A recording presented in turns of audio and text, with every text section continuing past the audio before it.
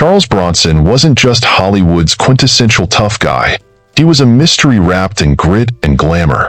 Known for his steely gaze and iconic roles in Death Wish and other vengeance-fueled thrillers, Bronson left behind a legacy of films that cemented him as an action hero until the curtain fell on his life.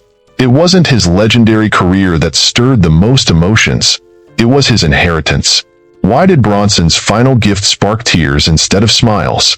Was it the staggering size of his wealth, the surprising way he divided it, or the secrets hidden within? The answers reveal a side of Bronson few ever saw. Born to a Pennsylvania coal miner, Bronson's early life was far from the glitz of Hollywood. After surviving the grim realities of a working-class background and serving in World War II, he drifted into acting and carved out a career that spanned 4 decades. His impassive face, often compared to stone, and his quick-draw trigger hand made him synonymous with the big-screen tough guy. Yet, behind the brooding macho persona, Bronson was a man of contradictions. His sense of humor was oddly self-deprecating, and his movies, though thrilling, often walked the line of tasteless violence. Despite his rugged charm and on-screen intensity, his personal life was no less dramatic. Bronson passed away at 81, his final days marked by a heartbreaking battle with Alzheimer's disease. At Cedars-Sinai Hospital in Los Angeles, his third wife, Kim, remained by his side until the end. But the story doesn't end there. As tributes poured in for the Hollywood legend, the real drama unfolded in the reading of his will. What secrets did Bronson's final act reveal about the man behind the stoic face? Stay with us to uncover the truth about Charles Bronson's legacy and the family he left behind. Charles Bronson's rise to fame is the stuff of Hollywood legend, gritty, unexpected, and utterly captivating. But his path to stardom was far from smooth. Bronson lacked the conventional looks to qualify as a leading man. He was pegged early on to play criminals, outcasts, and gunslingers, roles that seemed to cement him as a career character actor. Yet, against all odds, he defied expectations and became one of Hollywood's most iconic tough guys. How did a man dismissed for his looks become a cinematic legend? What was it about Bronson's raw charisma and quiet intensity that captured audiences worldwide, especially in Europe? Stay with us to uncover the story of the man who turned every challenge into an opportunity. Though his early years in Hollywood were spent languishing in smaller parts, Bronson's fortunes changed with a trio of unforgettable films: The Magnificent Seven, The Great Escape, and The Dirty Dozen. These roles captured imaginations, especially overseas. French actor Alain Delon invited him to co-star in Adieu l'ami, Farewell, Friend, in 1968, and legendary director Sergio Leone cast him in the career-defining Once Upon a Time in the West. Bronson's portrayal of the strong, silent type was so compelling that it often seemed entire scenes passed without him uttering a word. Even pop culture paid tribute. The Simpsons once spoofed him with a fictional Bronson, Missouri, where residents menacingly muttered phrases like, "It ain't over." Critics like Michael Winner praised him as a very, very good actor. Even if his range was limited, Bronson himself offered a humbler take, quipping in an interview, "Someday, I'd like a part where I can lean my elbow against a mantelpiece and have a cocktail." Unlike many stars, Bronson's journey was anything but easy. The 11th of 15 children to Lithuanian immigrant parents, his early life in Pennsylvania's tough mining district offered no indication of future fame. He learned to survive in a neighborhood so rough it was nicknamed Scoop Town, where, as he put it, you had nothing to lose because you lost it already. At 50, Bronson returned to Hollywood as a bona fide star. Reflecting on why his journey took so long, he theorized, "Maybe I'm too masculine. Casting directors cast in their own or an idealized image. Maybe I don't look like anybody's ideal." Yet, in the end, Charles Bronson proved that raw talent, determination, and an indomitable spirit could outshine even the most rugged beginnings. His story remains an inspiration, a testament to the power of perseverance and authenticity in an industry that often values surface over substance. Charles Bronson's life reads like a Hollywood script, filled with hardship, resilience, and a relentless pursuit of success. But what propelled a coal miner's son humiliated in his youth, to become a silver screen icon? How did a boy from a mining shack defy the odds to redefine Hollywood's tough guy archetype? The answer lies in a mix of grit, determination, and a singular focus on changing his destiny. Let's explore the extraordinary journey of Charles Bronson. Born Charles Buczynski, Bronson grew up in a crowded shack, the 11th of 15 children. Hand-me-downs were a way of life. At 6, he faced the humiliation of attending school in his sister's dress. When his father died at 10, the family's struggles deepened. By 16, Bronson joined his brothers in the coal mines, earning $1 per ton of coal and volunteering for perilous jobs for better pay. Like many youths in the tough Scooptown neighborhood, he raised hell and served time for assault and robbery. Bronson's life might have remained confined to the mines if not for World War II. Drafted in 1943, he served as a tail gunner on a B-29 bomber in the Pacific.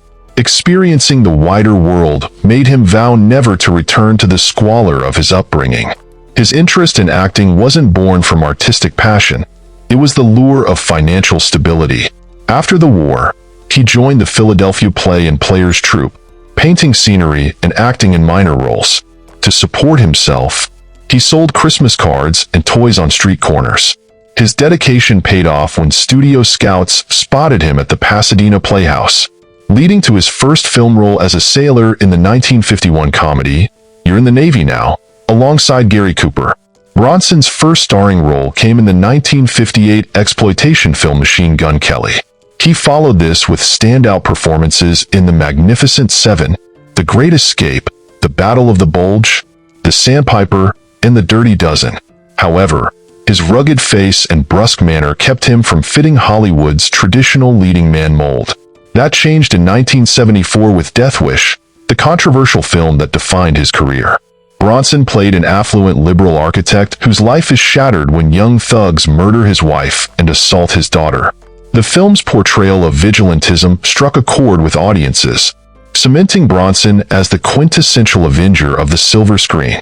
Bronson's rise from poverty to international stardom is a testament to his grit and determination. His story serves as an inspiration, proving that no matter how humble your beginnings, relentless ambition can pave the way to greatness. What drives a man to become the face of cinematic justice, applauded by some and condemned by others? Charles Bronson's role in Death Wish wasn't just a performance, it was a cultural flashpoint. But behind the on-screen vigilante was a man of few words, a complex soul with a life as unconventional as the characters he played. Why did audiences cheer his executions while critics raised alarms? And how did his early struggles shape the man behind the iconic tough guy persona? Let's delve into the man behind the myth. When Bronson took on the role of Paul Kersey, a man seeking vengeance after his family was destroyed by crime, he tapped into a deep-seated frustration among crime-weary audiences. Kersey's brutal retaliation brought cheers in theaters, but Death Wish also ignited controversy. Critics condemned its portrayal of vigilantism, particularly after the Bernard Goetz subway shooting in New York. Despite the backlash, the film was a massive hit, cementing Bronson's place as a cultural icon. Bronson defended the films, even as they grew more controversial. I think they provide satisfaction for people who are victimized by crime and look in vain for authorities to protect them, he said in 1987. But I don't think people try to imitate that kind of thing. Off-screen, Bronson was as enigmatic as his characters. He remained distant from Hollywood's social scene, famously remarking, "I have lots of friends, and yet I don't have any." But his personal life revealed a softer, more human side. Bronson's love story with Harriet Tendler was as unconventional as his rise to fame. The two met at an amateur theater group where Bronson worked on scenery painting. Their first date was humble. Bronson had only 4 cents in his pocket. Despite their differing backgrounds, Tendler was the Jewish daughter of a successful dairy farmer, while Bronson was a Catholic and the son of Lithuanian immigrants. They fell in love. In 1949, with Tendler's father reluctantly consenting, the couple married and moved to California to chase their dreams. Their journey wasn't easy. Of the 5 suitcases they carried, 4.5 belonged to Tendler. Bronson's early career was marked by struggle, but their bond endured. offering him a rare sense of stability in an otherwise tumultuous life. Through his films and personal story, Bronson carved a unique legacy. He was a man who embodied resilience, both in the face of cinematic challenges and in his pursuit of a better life. Behind the tough exterior lay a soul shaped by hardship, love, and an unyielding drive to make his mark. What happens when a Hollywood tough guy steps into the role of a romantic lead in real life? Charles Bronson's journey wasn't just about action-packed films. It was a tale of love, betrayal, and second chances. Did Bronson really vow to steal another man's wife? Or was it all a Hollywood myth? Let's uncover the truth. Bronson's first marriage to Harriet Tindler lasted 15 years, a union born from his early days as a struggling actor. Together, they raised 2 children, Suzanne and Tony. Despite their shared journey through lean years, their marriage ended in divorce in 1965. At the height of his career, Bronson's love life took a dramatic turn. While filming The Great Escape, Bronson met Jill Ireland, who was then married to actor David McCallum. Rumors swirled that Bronson boldly declared on set that he would take McCallum's wife, though McCallum later dismissed this as pure speculation. "Charlie was always a good friend," McCallum said, reflecting on the difficult period. "I never hated him." Bronson and Ireland's love story began amidst this controversy. The pair married in 1968, shortly after Ireland's divorce from McCallum. Despite the challenges of blending families, their bond grew strong. McCallum admitted the divorce was painful, particularly because Ireland was granted custody of their 3 children, including their adopted son Jason. However, he later revealed he bore no grudges, finding peace and moving on with his life. For Ireland, the relationship with Bronson was more than romance. It was a partnership rooted in mutual respect and shared dreams. As an actress, Ireland found in Bronson a steadfast ally, and the two built a life together that was as unconventional as it was passionate. Bronson's love life mirrored the complexity of his on-screen roles, full of conflict, resolution, and unexpected twists. Behind the stoic, rugged persona was a man whose heart sought both adventure and solace, proving that even Hollywood's toughest icons aren't immune to the vulnerabilities of love. What happens when a tough guy from Hollywood's golden era opens his heart to love, loss, and a blended family? Charles Bronson's life story was as dramatic as any of the roles he played on screen, filled with love, heartbreak, and a surprising amount of tenderness. But what did he leave behind for his family? More than just a fortune. Let's dive into the truth behind his legacy. After marrying Jill Ireland in 1968, Bronson didn't just gain a wife. He inherited a blended family. Ireland brought 3 children from her previous marriage, and Bronson had 2 from his first. Together, they had a daughter named Zula and adopted another girl, Katrina, who was the daughter of casting director Hilary Holden, who tragically passed away from a heart attack. Despite financial constraints, Bronson, ever the devoted father, took in Katrina without hesitation, cementing his role as the patriarch of a large, loving family. Bronson and Ireland's bond was more than romantic. It was a partnership in every sense. Ireland, who co-starred in 15 films with Bronson, was not just his wife, but also his leading lady on screen. Their family life was tight-knit, with Bronson often taking the children to film locations and basing their home wherever the work took them. They also spent time in their colonial farmhouse in Vermont, where Ireland raised horses and trained Zula in horse showing. Winter holidays were often spent in Snowmass, Colorado, creating cherished memories that kept the family close. Tragically, in 1990, after a courageous battle with breast cancer, Ireland passed away at the age of 54, leaving Bronson heartbroken. But life moved on, and in 1998, Bronson married for a 3rd time to Kim Weeks, a former actress and assistant to Ireland in the production of her audiobooks. Their marriage lasted 5 years, ending only with Bronson's death in 2003. Charles Bronson's life may have been filled with challenges, but his love for his family was unwavering. His legacy, rich with both triumph and tragedy, left an indelible mark on those closest to him, a testament to the tough man's softer side. But the real question remains, what did he leave behind for his family beyond the fame and fortune? Was it more than just his wealth? Or were there deeper lessons that continue to resonate with them today? What if a fan's love for a Hollywood icon went so far that they decided to leave their entire fortune to them? That's exactly what happened with legendary actor Charles Bronson. With a career spanning over 4 decades, Bronson became not just a cinematic icon, but also one of the highest-paid actors in the world. But it wasn't just his powerful on-screen presence that made him a star. It was his ability to turn his talent into a fortune. At the peak of his career, Charles Bronson commanded an impressive salary, earning up to $1 million for roles in films like The Stone Killer, Chino, and the famed Death Wish series. By 1983, his star power had only grown stronger, with his pay increasing to a remarkable $2 million for 10 to Midnight. Bronson's influence wasn't limited to film. He also made waves in television, starring in the iconic Western The Magnificent Seven and earning an Emmy nomination in 1985 for his role on Miami Vice.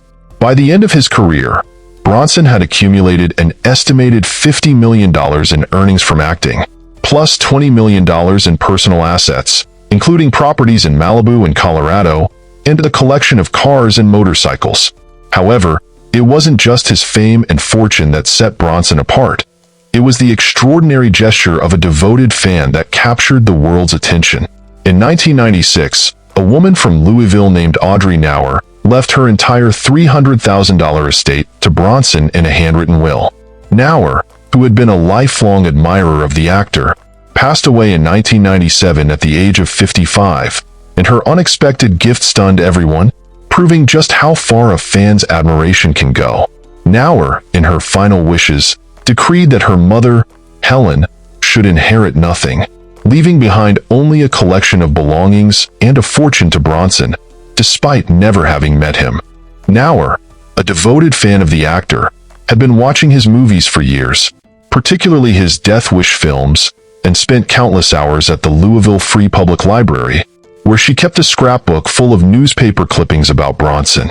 Although Nower had no personal relationship with Bronson, she became captivated by his on-screen persona, and this admiration turned into an obsession.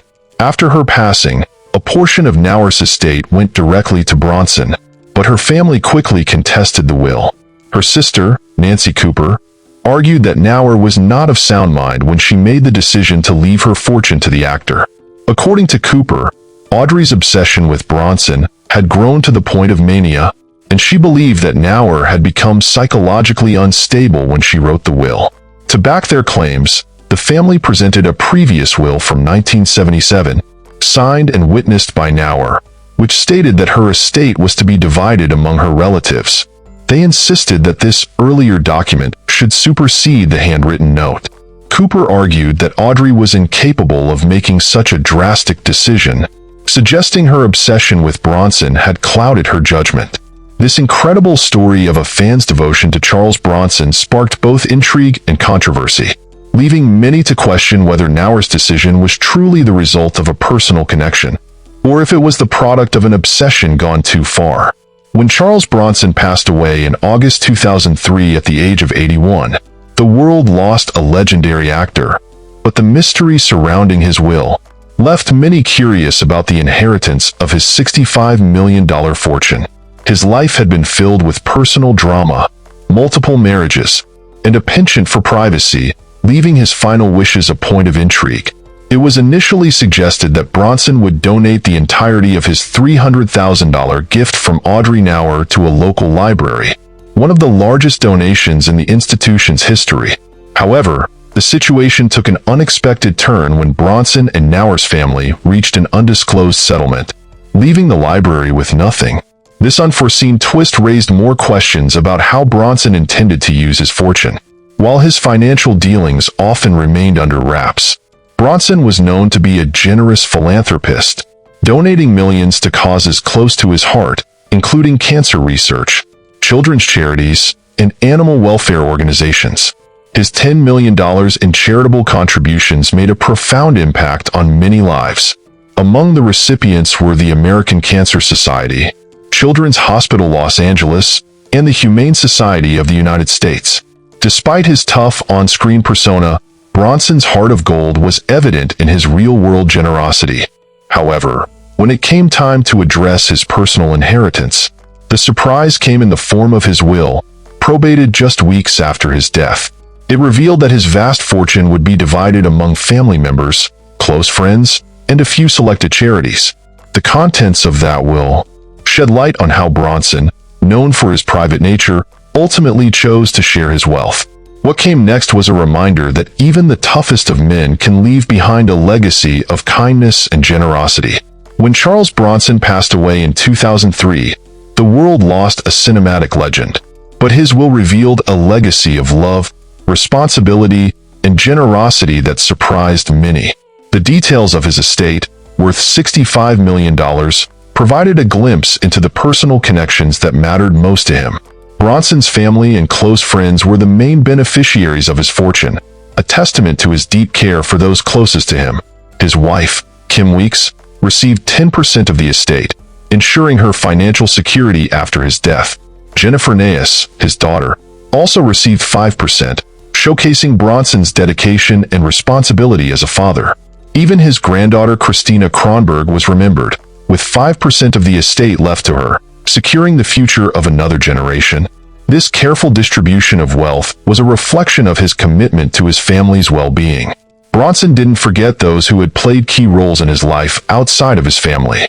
Walter Mirisch, a producer he had worked with for years, was granted 5% as a symbol of their professional bond. Similarly, Harold Bronson, a trusted business partner, received 5% for his contributions to Bronson's ventures. These bequests highlighted Bronson's deep appreciation for the people who had helped shape his career and business. Charity also played a big part in his will.